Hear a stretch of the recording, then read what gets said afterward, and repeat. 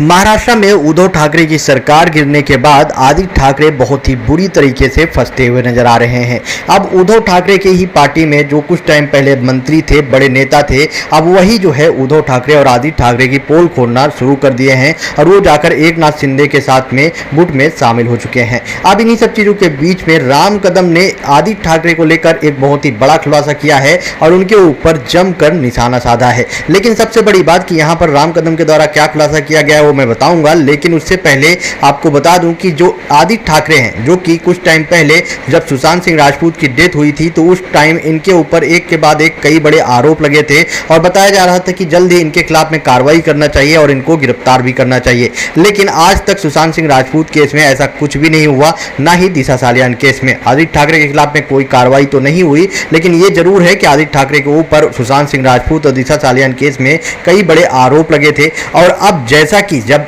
सारे के सारे मंत्री और नेता उद्धव ठाकरे का साथ छोड़कर, आदित्य ठाकरे को साथ छोड़कर उनके ऊपर निशाना साध रहे हैं, तो क्या आने वाले टाइम पे सुशांत सिंह राजपूत केस में भी ये कई बड़े खुलासे कर सकते हैं, जिसके बाद क्या आदित्य ठाकरे के खिलाफ में भी कार्रवाई की जाएगी और उनको गिरफ्तार किया जाएगा, वो देखते हैं, आने वाले टाइम पे ही पता चलेगा। लेकिन आपको बता दूं कि राम कदम, जो कि अभी 2 दिन पहले ही उन्होंने एकनाथ शिंदे का समर्थन किया, यानी कि उन्होंने उद्धव ठाकरे की पार्टी से इस्तीफा दे दिया और अभी जो है एकनाथ शिंदे के गुट में शामिल हो चुके हैं, उन्होंने मीडिया से बात किया और उनके द्वारा बोला गया कि जब मैं पर्यावरण मंत्री था तब 1.5 साल तक मेरे मंत्री केबिन में आदित्य ठाकरे जो है वो बैठा करते थे और उस समय मैंने ऐसा कभी नहीं सोचा था कि आने वाले टाइम पे आदित्य ठाकरे जो है मेरी ही मिनिस्ट्री मुझसे छीन लेंगे। मतलब कि इनके द्वारा सीधा सीधा दावा किया गया कि जिस टाइम मैं पर्यावरण मंत्री था तो उस टाइम आदित्य ठाकरे मेरे केबिन में बैठा करते थे और बाद में 1 से 1.5 साल बाद वो जो है उन्होंने मेरी ही मिनिस्ट्री छीन ली, जिसकी मैं कभी भी कामना भी नहीं कर सकता था।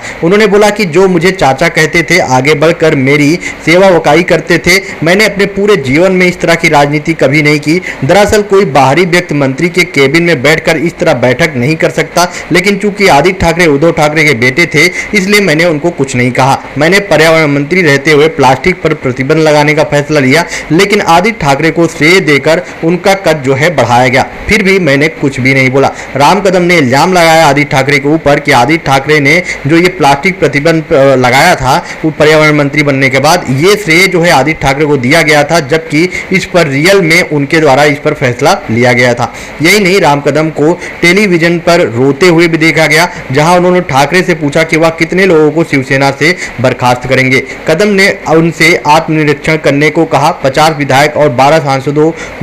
सांसद जो है वो मुख्यमंत्री एकनाथ शिंदे का समर्थन करने का फैसला लिए हैं, तो अभी आप किन किन लोगों को आने वाले टाइम पे निकालोगे। राम कदम ने कहा कि जब शिवसेना के बागी विधायक गुवाहाटी में थे तो उन्होंने शिंदे से पार्टी में वापस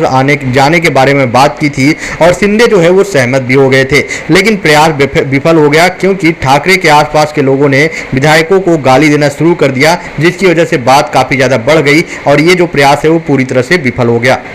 राम कदम ने एनसीपी सुप्रीमो शरद पवार के ऊपर भी निशाना साधा। उनके द्वारा बोला गया कि शरद पवार आखिरकार शिवसेना को तोड़ने में कामयाब हो गए। शरद पवार आखिरकार शिवसेना को तोड़ने में सफल रहे, उसकी योजना सफल रही। बाला साहब के जीवित रहते शरद पवार जो नहीं कर पाए वह उन्होंने उद्धव ठाकरे के साथ में कर दिया। हम भाग्यशाली हैं कि शिवसेना में यह विभाजन 2.5 साल में हुआ, नहीं तो 5 साल में पूरी शिवसेना ही खत्म हो जाती। उद्धव ठाकरे को हमें निष्कासित करने के बजाय भविष्य में भाजपा के साथ आने का प्रयास करना चाहिए। गुवाहाटी जाने के बाद मैंने एकनाथ शिंदे के साथ उद्धव जी के वापस आने की संभावना पर चर्चा की थी। वह तैयार हो गए थे, लेकिन उद्धव के आसपास के नेताओं ने विधायकों को बैल, कुत्ते, गुंडे कहना शुरू कर दिया और महिला विधायकों को भी नाम से पुकारा जाने लगा, जिसकी वजह से ये मामला गर्मा गया और फाइनली इसमें यह हुआ कि उद्धव ठाकरे के साथ में जो एकनाथ शिंदे आने के लिए रेडी थे वो भी आने से मना कर दिए। By the way, Ram Kadam के द्वारा जो आरोप जो है उद्धव ठाकरे, आदित्य ठाकरे के ऊपर लगाया जा रहा है, इस पर आपका क्या ओपिनियन है? आप अपना ओपिनियन कमेंट बॉक्स में बताएं और वीडियो ज़्यादा से ज़्यादा